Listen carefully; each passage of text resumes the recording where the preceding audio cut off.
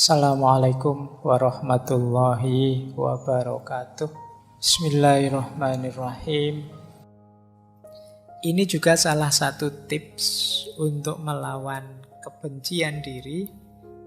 Jadi membenci diri itu nanti harus diganti dengan self-worth. Self-worth itu merasa diri berharga. Yang kedua self-esteem, punya kebanggaan diri, dan self-confident, punya kepercayaan diri. Ini tindakan konkret yang bisa kita lakukan. Yang pertama, mandiri. Ayo mandiri, memutuskan sendiri, membuat pilihan sendiri. Jadi kita biasakan hidup yang mandiri. Karena dengan menyelesaikan masalah sendiri, memutuskan sendiri, nanti muncul kebanggaan pada diri kita. Ternyata aku bisa juga ya. Ternyata aku mampu juga ya. Dan itu menguatkan diri kita. Nambah rasa cinta kita pada diri kita sendiri. Yang kedua, jangan enggan untuk menerima tanggung jawab. Ini akan melatih kita bangga dengan diri kita. Ternyata bisa saya jadi ketua ini, ketua itu. Ternyata saya bisa jadi panitia ini, panitia itu, meskipun bagian seksi apalah gitu.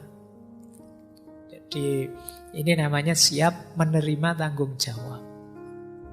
Cobalah, enggak apa-apa, ambil tanggung jawab apa kecil-kecilan. Mungkin bagian marketing apa itu, atau bagian pembantu apa itu, coba ambil tanggung jawab. Pak, saya untuk ngaji filsafat ini saya bagian noto gelas ya, saya pokoknya tahu. Atau kelihatannya ada yang di depan bagian noto sandal ya, itu bisa. Atau saya ini melatih kebanggaan diri, biar kamu sadar bahwa kamu bisa. Di kamar kos ini kita kan satu kamar berdua, saya yang bertanggung jawab menyalakan lampu misalnya. Jadi kalau masuk kamar saya bagian nyalain lampu, kamu bagian ngepel, nyapu dan jadi ya sampai naik dhewe golek sing enak. Jadi ini namanya melatih diri. Ini melahirkan rasa bangga, merasa berharga. Saya itu orang, meskipun saya biasa-biasa gini Pak, saya itu cukup bernilai loh Pak. Prestasimu apa? Saya itu bertahun-tahun bagian nyalain lampu di kamar itu. Nggak ada yang seistiqomah saya menyalakan lampu misalnya. Itu kan kebanggaan. Jadi siap menerima tanggung jawab dan bangga dengan prestasi. Saya bangga saya bisa ini, saya bangga saya bisa itu. Kemudian suka dengan tantangan baru. Nambah tantangan, kita bisa menaklukkan, kita tambah bangga dengan diri kita. Kemudian bisa tertawa, bisa nangis, mau teriak kalau memang jengkel, dan kalau memang ingin sayang, ya bilang sayang. Kalau memang itu spontan saja, tidak usah terlalu. Ini melatih kepekaan diri. Orang itu yang benci dirinya, orang minder itu mau tertawa saja mikir, saya mau ketawa ini lucu banget ini, tapi jangan-jangan temanku tersinggung, atau jangan-jangan tidak situ ketawa. Mau nangis juga begitu. Wah, nanti tidak dianggap jantan saya nangis, tidak jadi nangis. Tidak. Ekspresikan saja. Kalau terharu ya nangis. Nonton sepak bola sambil nangis-nangis. Atau kalau tidak apa-apa, mungkin jagomu kalah. Atau pas apalah gitu, tidak apa-apa. Tunjukkan ekspresi dirimu. Kalau kegulan ya sedih, kalau menang ya senang, biasa saja, dinikmati saja. Tidak usah terlalu banyak mikir. Spontan saja. Nah, itu membahagiakanmu. Jadi jiwamu longgar. Mau teriak-teriak saja, meskipun jangan tengah malam. Sepi-sepi, kamu nanti dicari tetanggamu. Ini ketawa-ketawa saja. Ya meskipun jangan lama-lama, jangan sendirian, jangan tengah malam, jangan. Nanti kamu diangkut ke RSJ sama tetanggamu. Jadi hidup yang nyaman, yang enak, kamu bisa menikmati. Dan yang terakhir, frustasi, stres itu biasa dalam hidup ini. Banyak tujuan yang tidak tercapai, tapi kita siap kok menghadapinya. Ini membuat kita bahagia. Jadi akhirnya kita merasa, oh ya meskipun aku ini orang biasa, tapi aku punya nilai, aku punya harga diri. Aku percaya diri untuk menghadapi hidupku. Baik, saya lanjutkan biar utuh. Nah, sekarang kita lihat ada beberapa makna filosofi dari kebencian diri ini yang penting kita renungi. Kita awali dari filosofi akarnya kebencian diri. Ada satu quote yang bunyinya begini.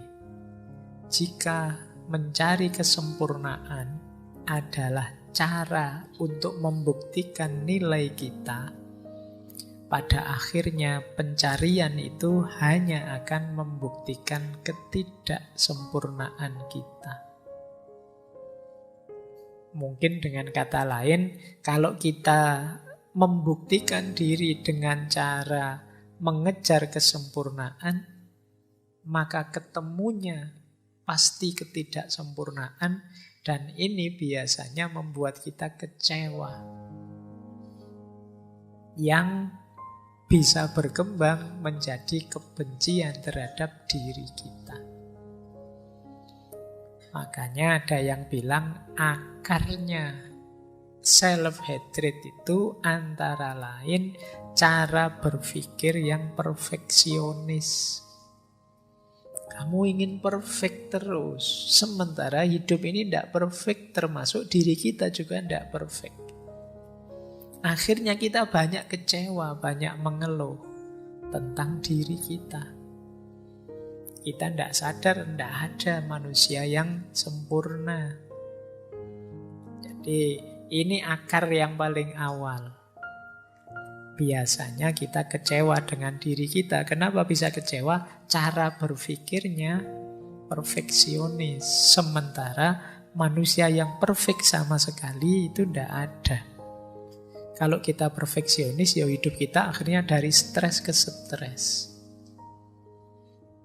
Biasanya fokus kita hanya pada hal yang tidak beres di antara semua yang beres. 99% beres, tapi 1% tidak beres, ya satu ini yang jadi perhatian kita. Akar yang pertama itu. Akar yang kedua, kenapa orang bisa membenci dirinya sendiri? Ini saya ambil quote juga, yang bunyinya begini. Pesan-pesan yang diterima anak-anak kita dari gurunya, pelatihnya, dan meskipun dengan niat terbaik dari kita, dapat mendorong mereka ke arah kesombongan atau keputusasaan, ke arah pembenaran diri atau kebencian diri. Nah ini yang kedua, ini akarnya bisa dari lingkungan. Mungkin teori-teori, konsep-konsep, nasihat-nasihat yang masuk ke kepala kita dari lingkungan sekeliling kita. Yang membuat kita terus benci dengan diri kita. Ya misalnya tadi kita jadi, wah saya itu ternyata bukan anak soleh ya. Wah ternyata saya itu bukan anak yang pinter ini, pinter itu ya, tidak seperti teman-teman ya. Itu sejak kecil terus muncul kebencian pada dirinya. Sampai di level dia putus asa dengan dirinya. Akhirnya terus banyak anak-anak yang nakal. Banyak anak-anak yang untuk menarik perhatian yang lain, dia melakukan hal-hal yang tidak kita inginkan. Karena sejak awal dia dibuat putus asa dengan dirinya oleh lingkungannya. Jadi mungkin dicap ini, dicap itu, diberi dimarahi begini, dimarahi begitu, ya akhirnya dia, ternyata aku ini tidak berharga, ternyata aku ini tidak penting, ternyata aku ini tidak bernilai. Sudahlah, wong aku tidak penting, tidak bernilai saja, rusak juga tidak apa-apa. Nah, yang kedua dari lingkungan, akarnya. Saya tidak tahu teman-teman yang muda-muda yang malam hari ini hadir, semoga tidak ada yang hasil cetakan lingkungan yang semacam itu. Kalau ada, ayo latihan kita bersihkan sendiri. Setiap manusia berharga. Setiap manusia bernilai, termasuk diri kalian. Tidak ada orang yang tidak bernilai. Semuanya disayangi oleh Allah. Semuanya layak dan berhak untuk dicintai. Seperti apapun situasi dan kondisimu. Akar kedua. Akar ketiga. All hatred of others is a reflection of self-hatred. Kebencian kita pada yang lain itu adalah pantulan dari kebencian kita pada diri sendiri. Sebaliknya juga begitu, semua cinta kita pada yang lain itu pantulan dari cinta kita pada diri kita sendiri. Jadi akarnya apa? Timbal balik dari kebencian kita pada yang lain. Kalau kita benci orang lain, sebenarnya sebelumnya kita sudah benci diri kita sendiri. Ini ciri yang ketiga, ini akarnya memang jiwa kita, jiwa yang membenci. Mungkin karena kecewa dengan diri kita. Ada banyak hal yang tidak sesuai dengan keinginan kita.